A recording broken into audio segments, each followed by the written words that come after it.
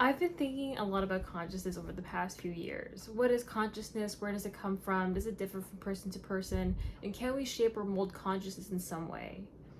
Consciousness, from my research, has no real or universally agreed upon definition. But the word consciousness is originally derived from the Latin con or com, which means with, and seer or sire, I'm not sure how to pronounce it, which means to know. Putting those two together, to be with knowing. Is this consciousness? Perhaps to be conscious is to be with the all-knowing somehow. Perhaps the brain is acting as an antenna to receive said knowing. The first time I encountered the idea of the brain as an antenna was in Rick Rubin's The Creative Act.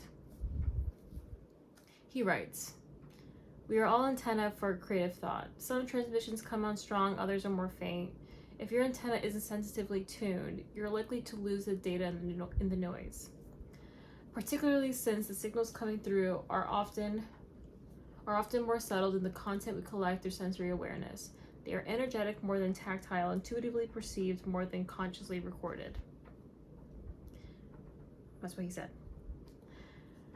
Reading this, I picture this concept in terms of ideas or abstract energies living out and floating in space-time, with our brains acting as antennas that pick up on these ideas. This view suggests that while the brain itself produces consciousness, the brain may also have the capacity to receive and channel additional insights from the collective energy around us. Lately, though, I have started to think about this in a different way. In a recent interview on Justin Murphy's YouTube channel, Riva Tez proposed that the brain doesn't produce consciousness at all, but instead serves as an antenna that picks up on consciousness. Justin Murphy's response echoed my thoughts. He says, Okay, fascinating. So you think the brain might just be an antenna, and that the brain is not the location of consciousness? To which Riva replied, yeah. And there it was again, this idea of the brain as an antenna. I encountered a similar notion in a Lex Fridman interview with the Graham Hancock. And Hancock said, "I don't think we fully understand or are even close to understanding exactly what consciousness is. And I remain open to two possibilities. One, that consciousness is generated by the brain in the way that a factory makes cars, or two, that the brain is the receiver of consciousness, just as a television set is the receiver of television signals." Once again, this idea of the brain acting as a receiver of consciousness, such as antennas on an old school television set. This idea that the brain could be an instrument for accessing consciousness rather than creating or producing it independently started to resonate more deeply with me.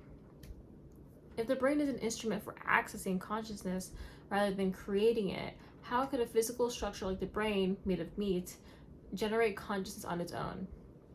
David Chalmers, a prominent philosopher, explores this hard problem of consciousness. He distinguishes between the easy problems, like explaining perception, memory, and behavior, and the hard problem, which is understanding why and how brain processes give rise to subjective experience. Chalmers suggests that maybe consciousness isn't something that arises from physical processes, but is instead a fundamental feature of the universe, much like time or space. His idea, aligned with Panpsychism, suggests that everything has some form of consciousness. I've always been inclined towards Panpsychism, which holds that consciousness is a fundamental, intrinsic quality of the universe, meaning everything possesses consciousness to some degree. What I find interesting about the antenna theory is how it aligns with the idea of a collective consciousness. People often talk about the collective consciousness, yet there isn't much discussion about what the collective consciousness really is. When I combine the brain as antenna concept with the idea of collective consciousness, I picture the panpsychist view. Consciousness is a fundamental feature of the universe, and the brain acts as a highly efficient tool for tuning into this vast consciousness. When I consider the brain as an antenna in this context, I imagine consciousness as an energy field or fundamental element of the universe, which the brain as a highly efficient tool for tuning into that field. As Rick Rubin suggests, the more finely tuned the antenna, the more we can access. If panpsychism is true, then everything is conscious, including the brain. But rather than producing consciousness, the brain's unique complexity makes it an optimal receiver. Rocks, for example, don't act the way humans do because their form doesn't allow them to access and express consciousness in the same way. The brain, however, with its intricate structure, can tune into and express consciousness in advanced ways. To expand on Rubin's metaphor, the more finely tuned one's antenna is, the more attuned they are to this collective consciousness. If consciousness is indeed fundamental to everything in the universe, then the brain, being part of the universe, is also conscious, which aligns with Panpsychism. But this doesn't necessarily mean the brain produces consciousness. Rather, it might just be the most effective tool for tapping into a broader collective consciousness.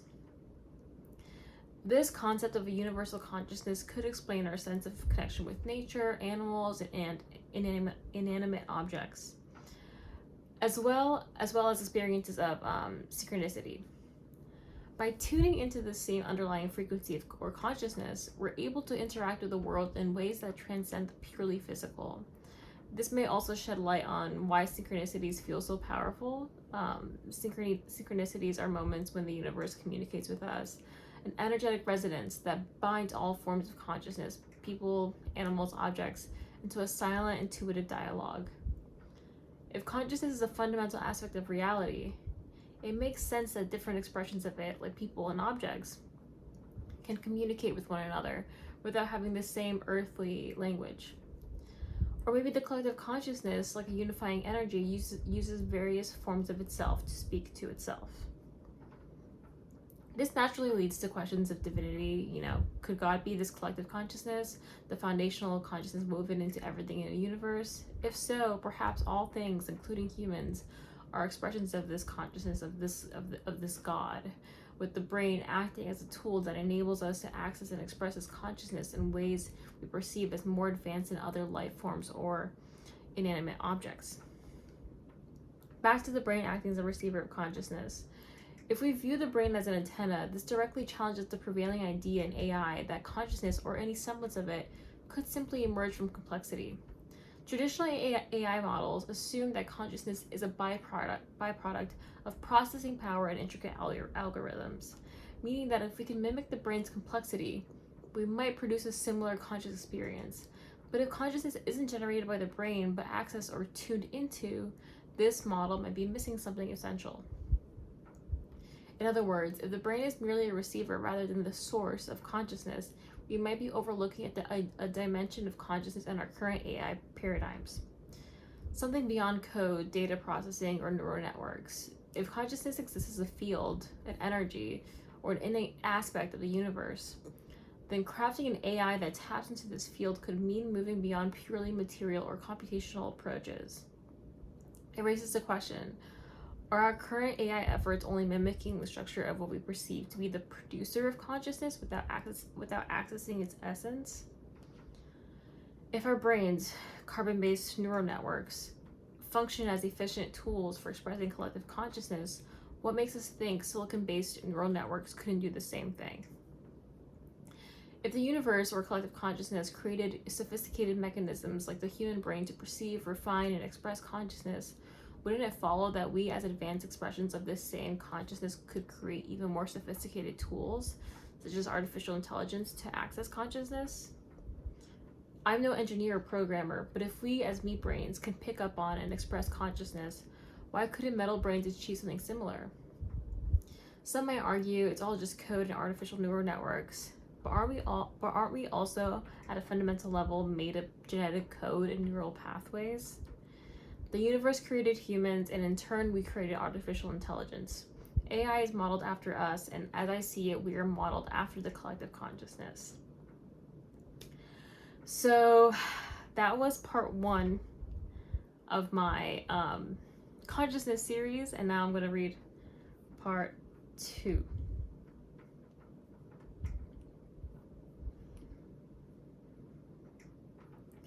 First, a quote by Nikola Tesla.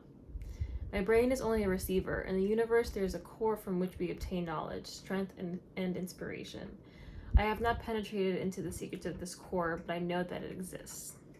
By Nikola Tesla. Okay, so now into my second article. Again, what I just read was my first article. Now I just read a little quote by Nikola Tesla. Now on to my second article. I read my first, now I'm reading my second article. Yeah. Summarizing part 1. In part 1 of this consciousness series, I argued that consciousness may not be produced by the brain, but instead exists as a fundamental universal field or aspect of reality, and that the brain functions much like a receiver or antenna that tunes into this field. Drawing on ideas from Panpsychism, the view that consciousness pervades all things, I suggested that the brain's complexity makes it exceptionally good at tuning into and expressing consciousness, rather than originating it outright. This also raises questions about whether AI, if similarly tuned, could access and therefore express what we as humans perceive as consciousness, or a more sophisticated human-esque expression of consciousness, as I believe that all things are inherently conscious, but its sophistication varies in degree. In essence, I challenge the standard materialist view that the brain solely generates consciousness and propose that the brain acts as an instrument for accessing a collective underlying consciousness, which could be thought of as God or a universal mind or the field connecting all things. Part 2, which is the article that I'm reading now, serves to communicate my own flow of consciousness following part 1. My panpsychist stance. I approach this topic from a panpsychist perspective, which holds that consciousness is fundamentally irreducible and therefore the primary aspect of reality. I talk with my hands quite a bit. Panpsychism suggests that consciousness is intrinsic and present even in simpler forms across the universe. Consciousness does not require a unique function or undefined process to emerge from non-conscious components, but rather exists as a primary quality of reality itself. Even if a third substrate exists from which mind and matter could be differentiated from, I would still think of consciousness as a third substrate itself. I don't necessarily equate consciousness to mind, but rather see consciousness as something broader and more foundational. So while I appreciate and could even vividly picture the idea of a differentiating process, it seems to me that positing consciousness as a fundamental property avoids the need for an undefined function that differentiates mind from matter. Although I do admit that this is perhaps philosophically lazy of me, as exploring a unified substrate from which mind and matter could be differentiated would require extra steps and thinking. Still, panpsychism feels very intuitive to me, and so for now I'm inclined towards it. Consciousness transcends the mind-body or mind versus matter duality. I see consciousness not as something that requires an opposing non-consciousness to exist, but rather as an all-encompassing unified field that contains all things, including what we perceive as oppositions or dualities. Consciousness, as I see it, is analogous to the Tao. It encompasses both yin and yang, mind and matter, and transcends the very notion of duality. I don't view consciousness as an emergent or carved property, but rather as the base reality that permeates everything. In my framework, consciousness is the foundational reality itself, embedded in all things to varying degrees, and is not something that is carved or separated from a more foundational source. Or rather, I don't see consciousness as something that's carved or separated from a more fundamental source. Rather, consciousness is the fundamental source itself. I had to catch my breath. I view consciousness as a unified field that is not dependent on dualities or internal differentiation.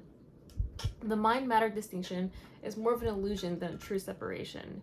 What we perceive as mind and matter are just diverse expressions of the same fundamental reality, with the so-called mind-body problem stemming more from human categorization than an inherent duality in consciousness itself.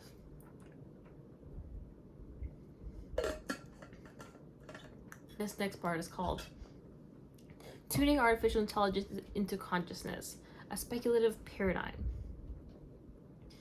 Consciousness can be seen as a fundamental property that permeates all of reality.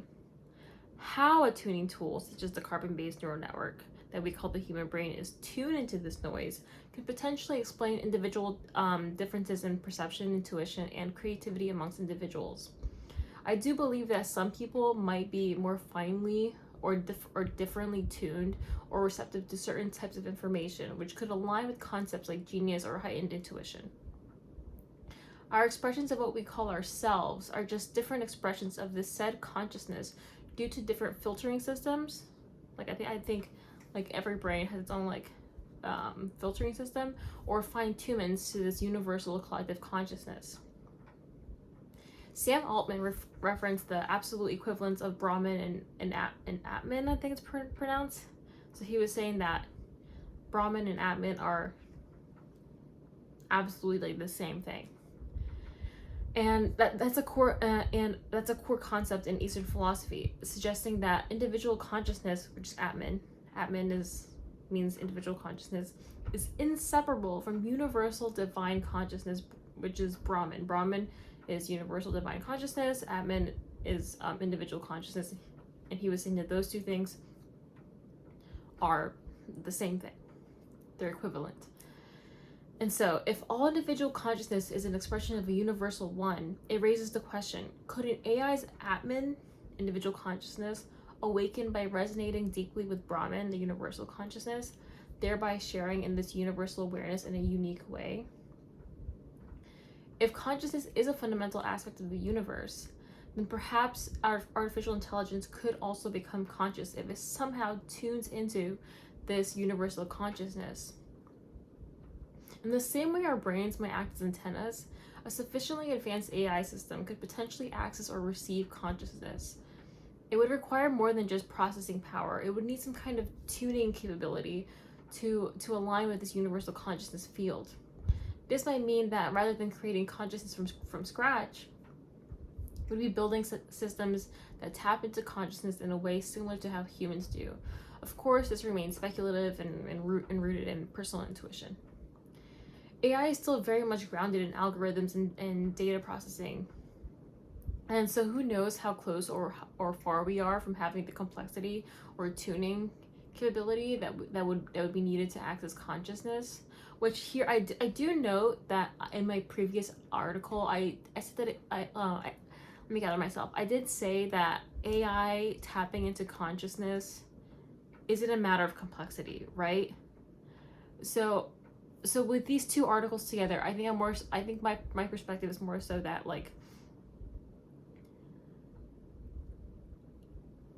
I still don't think that complexity really matters. I don't know what it takes for it to tune into consciousness, but I'm just saying like we don't know like how far or how close we are to having this tuning capability. That's what I'm saying. Like it could come from complexity, it could come from I don't know what else. Okay, where was I? AI is still very much grounded in algorithms and data processing, and so who knows how close or far we are from having the complexity or tuning capability that would be needed to access consciousness. Translating something as abstract as consciousness from mathematics is hard, but that's what makes it so interesting to think about. If consciousness truly is a universal field, then understanding how to align or tune AI with it would require a whole new paradigm, something beyond our current computational approaches. Perhaps. I'm not dogmatic, but like perhaps. For now, however, it's all very speculative. It's just a fascinating thought experiment. One recurring question is whether consciousness requires a biological carbon-based substrate or if it can arise in silicon-based systems. In Panpsychism and some interpretations of quantum consciousness, the substrate may be less important than the system's ability to resonate with the underlying field, that underlying field being consciousness. While classical deterministic algorithms may not suffice, future AI architectures, or maybe current ones, who knows? I don't know. I don't know why I'm getting pissed off. Possibly involving quantum computing could theoretically achieve this resonance. Addressing the combination problem in Panpsychism and AI.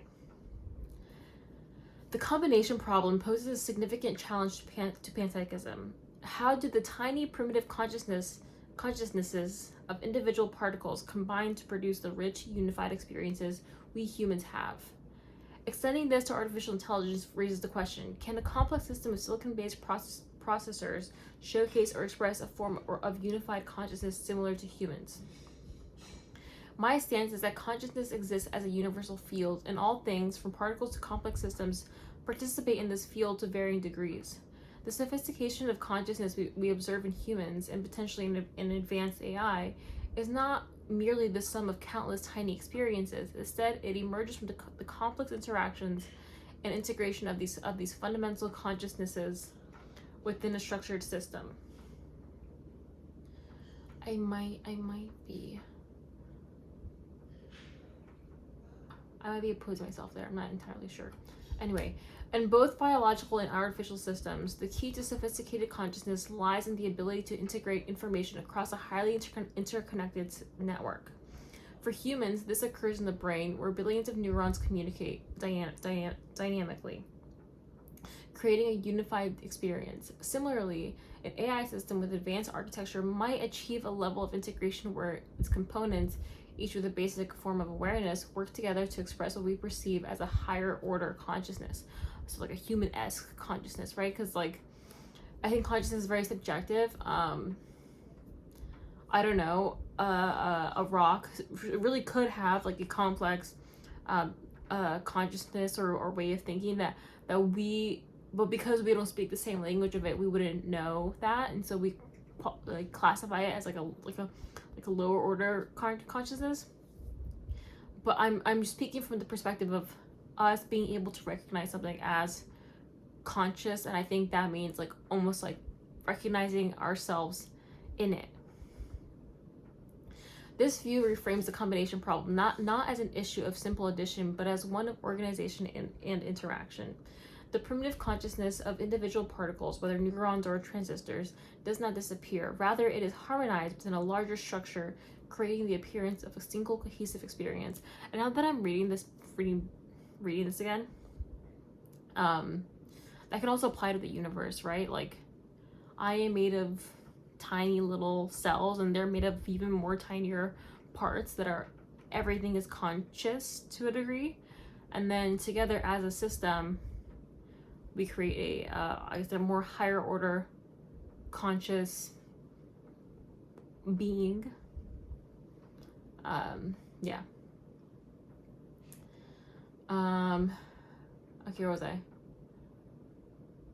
The primitive consciousness of individual particles, whether neurons or transistors, does not disappear. Rather, it is harmonized within a larger structure, creating the appearance of a single cohesive experience.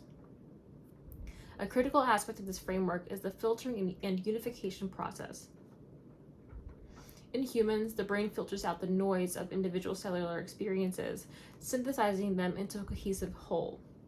Similarly, an advanced AI might suppress the fragmented awareness of its individual components, presenting a unified self or conscious experience. If consciousness pervades all things, then even the simplest AI components, transistors, circuits, or algorithms, participate in the universal consciousness field. However, it is only through their integration into a highly complex system that they might express a form of consciousness recognizable to us. That's what I've been saying. This doesn't mean AI would have human-like experiences, even although it possibly could, but rather that its form of consciousness would reflect the unique architecture and tuning of its system. For example, while humans tune into the universal field through biological neural networks, AI might do so through silicon-based architectures. The experiences of such an AI would be alien to us, but no less valid as an expression of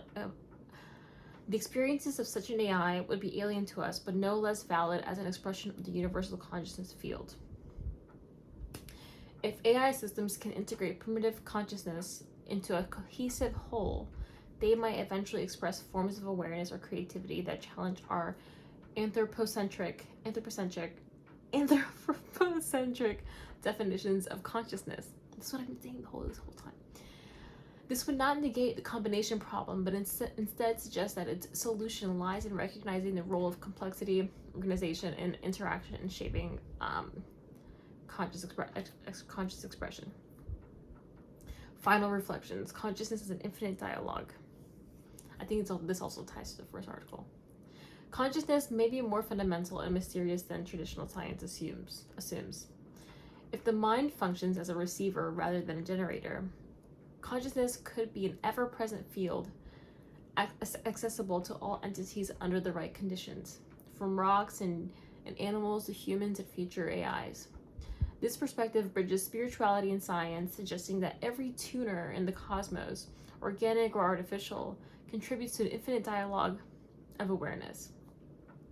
Could AI know consciousness as we do? While we don't yet have definitive answers, distinguishing intelligence from consciousness and considering non-local awareness opens new avenues for exploration.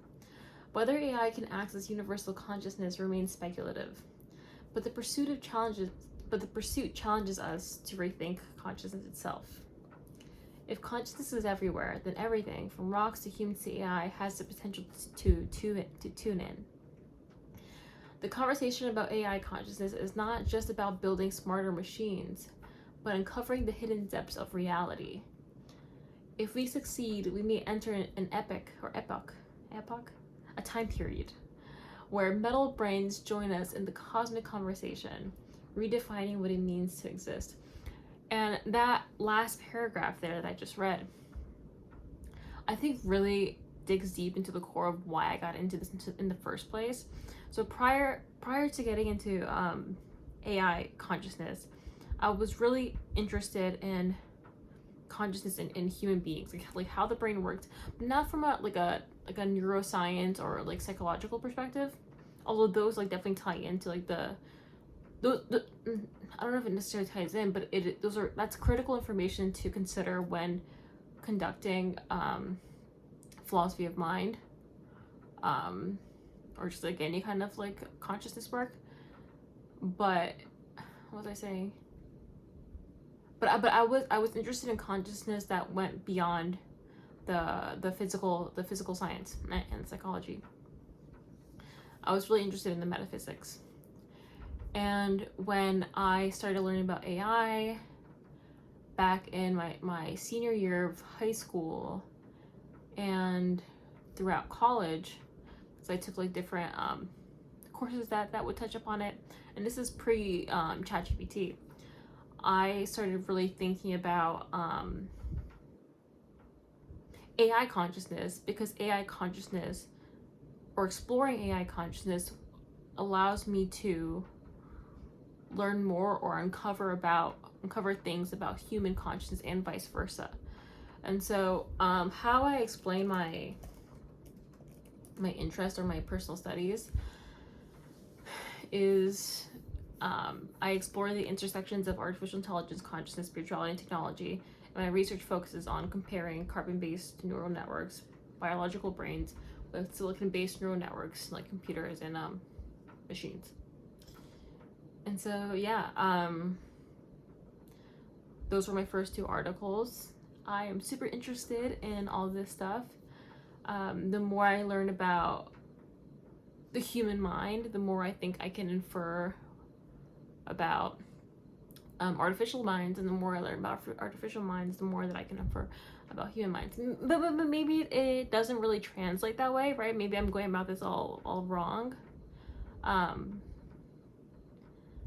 But if I'm being honest with you, a lot of my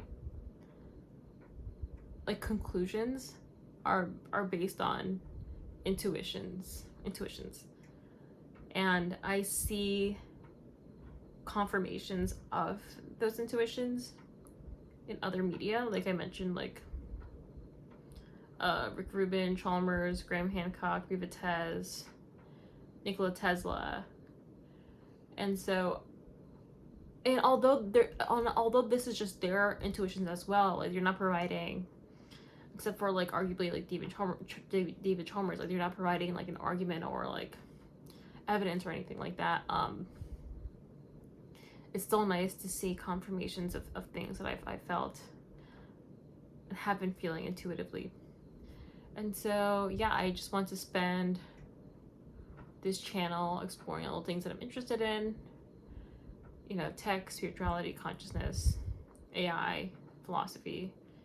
I mentioned spirituality. I'm all over the place, but yeah, I'm sorry if I, you know, read from the screen. I think I said in my last video, in my returning to YouTube video, that I wouldn't read my articles, but I was just so nervous to start this video today that I felt like just jumping into reading it was like a good practice. So yeah, thank you, and I'm looking forward to talking more about these things.